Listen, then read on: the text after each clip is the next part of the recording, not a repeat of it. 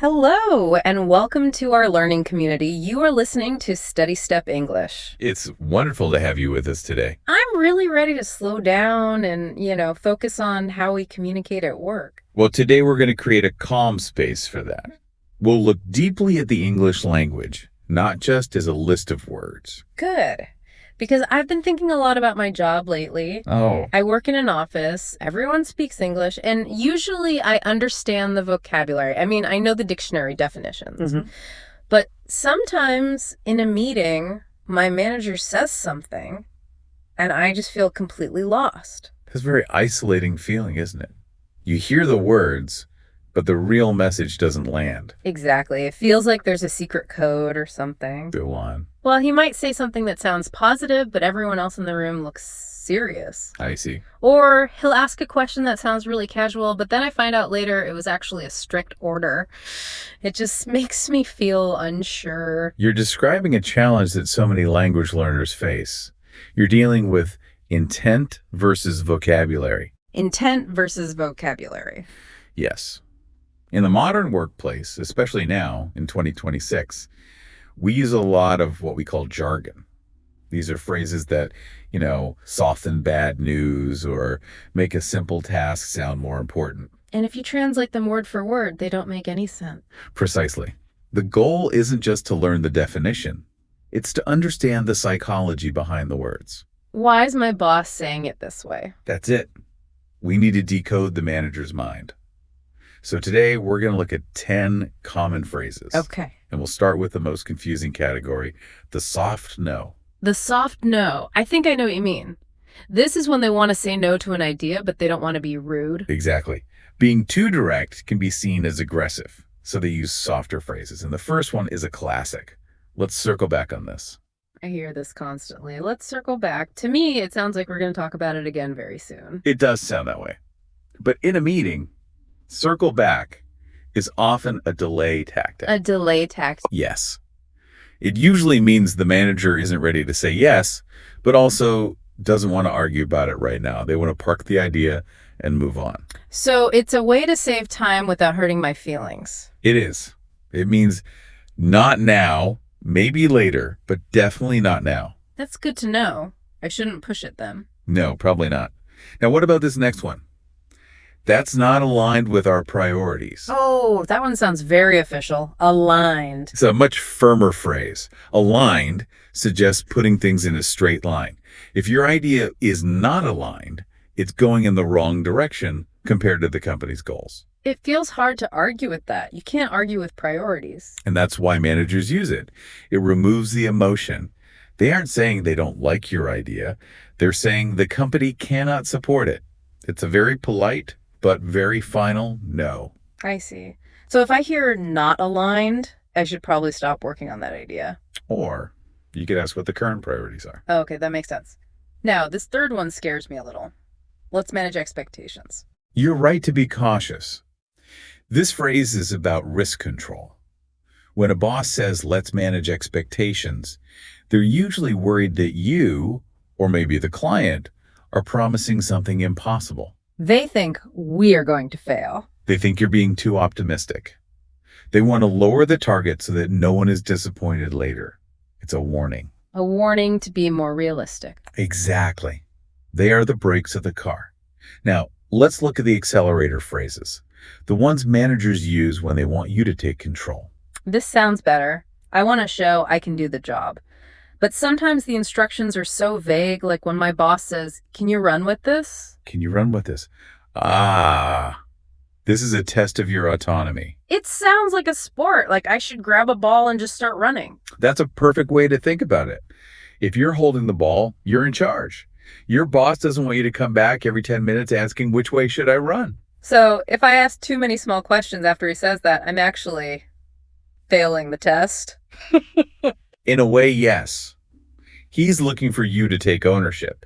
He trusts you to solve the problems yourself. That sounds like another phrase I hear. Can you own this end to end? End to end? Yes. This one is a very serious responsibility. It means you are responsible for the entire project, for the very first plan to the final report. That's a lot of pressure. It means if something goes wrong in the middle, it's my fault. It is your fault, but it's also your credit. If it succeeds, you get the win. End to end means you can't say, oh, the other team didn't send me the email, so I stopped. I have to chase the email. I have to fix the problem. You are the captain of that ship. I like that. It's scary, but it's clear. It means no excuses. Precisely. Okay, let's shift gears. Sometimes the office is just very stressful and resources are low. I know this feeling, and I know the word that always comes up. Bandwidth. My boss will say, my bandwidth is tight right now. One of the most common business words of the decade. Originally, it was about internet cables, how much data can fit through the wire. And now it means brain power. Human brain power, yes. It's a professional way of saying I am too busy, but it's more specific. It means I do not have the mental energy to process this new information. So if your boss says their bandwidth is tight, don't give them a complex problem to solve. What if my bandwidth is tight? Can I use that phrase? Absolutely. It's a very professional way to say you're overwhelmed. I'd love to help, but my bandwidth is tight this week. It sounds much better than I can't, I'm stressed. That is a very useful tool. It protects my time. It does. And when bandwidth is tight, managers often ask for a quick win. Quick win. So they want something done fast. They need a psychological victory. Maybe a big project is stuck or the team is feeling low. A manager needs a small, visible success to show leaders that things are moving forward. So don't plan a 6-month project. Do something we can finish by Friday. Yes. Solve a small problem right away. It builds momentum. Okay, this is really helpful. But I want to ask about communication style. Sometimes my boss critiques my work, but he uses words that feel vague. Vague feedback is very common. Let's look at the word clarity, for example. We need more clarity here. To me, clarity just means I don't understand. It does mean that, but it specifically means simplify. When a boss asks for clarity, they're usually saying that your writing is too complicated. So they don't want more detail. They want less. They want the main point to be easier to find. Think about it. Executives read emails on their phones between meetings. If they can't understand your point in 10 seconds, they'll say, I need more clarity. That changes everything. I thought writing long, complex sentences made me look smart. In business, simple is smart. Okay. What about when conversations get difficult? Last week, 2 people were arguing in a meeting, and my manager said, let's take this offline. Let's take this offline. A crucial phrase for managing conflict. It doesn't mean get off the internet. It means let's stop discussing this in front of everyone. Is it because he was angry? He might have been worried about time, but usually it's about saving face. He didn't want the 2 colleagues to embarrass themselves in public. Or maybe the topic was too sensitive for the whole group. So it's a way to lower the tension. Let's talk in private. Exactly. And that brings us to our last phrase. The messaging needs work. Messaging? That sounds like marketing. It's borrowed from marketing. If a boss says your messaging needs work, they are not correcting your facts. Your numbers might be perfect. They are correcting your tone. My tone? You mean like if I sound too negative? Too negative or too casual, or maybe you're presenting a problem without a solution. Messaging is about how the story is told. He wants you to package the information so it's easier for the audience to accept. Wow. It's not just what I say, it's how I say it. That is the golden rule of business communication. This has been incredibly helpful. I can actually categorize these phrases now. But I still have one fear. What is it? What if I hear a phrase and I think I understand it, but I'm wrong? Or what if it's a new buzzword I haven't learned yet? That's a very real fear. Yeah. You can't memorize every single business phrase, so you need a strategy. I call it the mirror question. The mirror question, how does that work? It's a technique to get specific details without admitting you are confused. You mirror or repeat the boss's word, and then you ask a question about the result. Can we try an example? Let's say my boss says, I need you to run with this. And I'm not sure if I should report back to him. Good. So you mirror the phrase, you say, I'm happy to run with this. Then you add the question, To be sure I'm on the right track, when would you like to see the first update? Ah, I see. I accepted the task, but I checked the timing. I sound proactive. Exactly. Let's try another. Imagine he says, we need more clarity in this report. Okay. I don't know which part is unclear, so I could say, I want to ensure total clarity. Is there a specific section you feel is too complicated? Perfect. You're not saying I don't understand. You're saying I want to be precise. It makes you look very diligent. It feels so much better than just nodding my head and hoping I understood correctly. Active listening is the key. Before we finish, do you have any practical tips? Small things we can do tomorrow. I have 3 simple rules for 2026. First, always listen for the action. The action. Yes.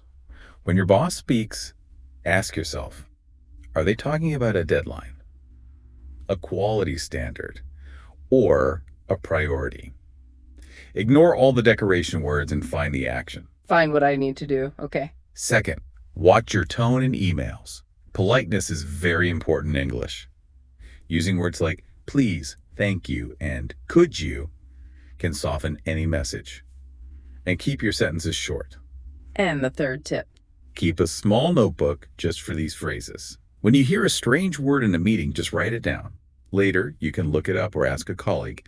Then write 1 sentence using that word. Writing it down really helps it stick in the memory. I'll start doing that. Wonderful. We've covered a great deal today. I think it is time to pause and summarize the most important points. Okay. Workplace English often mixes formal words with casual slang, which can be confusing. We analyzed 10 common phrases like circle back and bandwidth to understand the manager's true intent. We learned to use mirror questions to politely ask for specific details and deadlines. Finally, we discussed practical habits, such as keeping a jargon notebook and checking your tone in emails. Thank you. That summary brings everything together nicely. Now, to make sure these concepts really stay with us, let's do our vocabulary word tour. A great idea. We have selected 10 key words. Let's go through them one by one. First up, we have jargon. Right. Jargon is a special language used in a specific field, like business. For example, there is too much technical jargon in this report. Next, clarity. Clarity. That's about how easy something is to understand. And an example. Please write with clarity so everyone understands the plan. Okay. The next word is expectation. An expectation is what someone believes or wants to happen. As in, the manager set a clear expectation for the project results. Perfect. Now for ambiguous. Ambiguous. That means having more than one possible meaning, so it's unclear. Exactly. For example, his instructions were ambiguous, so I made a mistake. Our fifth word is feedback. Feedback is information about how well you were doing your work. Like my boss gave me positive feedback on my presentation. That's a great example. Next up, priority. A priority is something that is more important than other things. Finishing the budget is our top priority this week. The next word is deadline. A deadline is the final time or date when a task must be finished. Such as, the deadline for this email is 5:00 p.m. today. Right. And what about deliverable? A deliverable is a finished result or product given to someone. The main deliverable for this week is the sales report. Okay, 2 more. Workload. Your workload is the amount of work you have to do. She is feeling stressed because her workload is very heavy. And our final word, alignment. Alignment. That's when people have the same goals and plans. Yes. For example, we need alignment between the marketing and sales teams. Excellent. I honestly feel much more confident about walking into the office tomorrow. I am so glad to hear that. Communication is a journey, and today was a big step forward. That's it for today. Remember, every minute you spend listening is a step closer to fluency. If you enjoyed this lesson, please subscribe and join our learning community. Before you go, I have a challenge for you. Write 1 new word you learned today in the comment field below. I will see you at our next episode at SteadyStep English.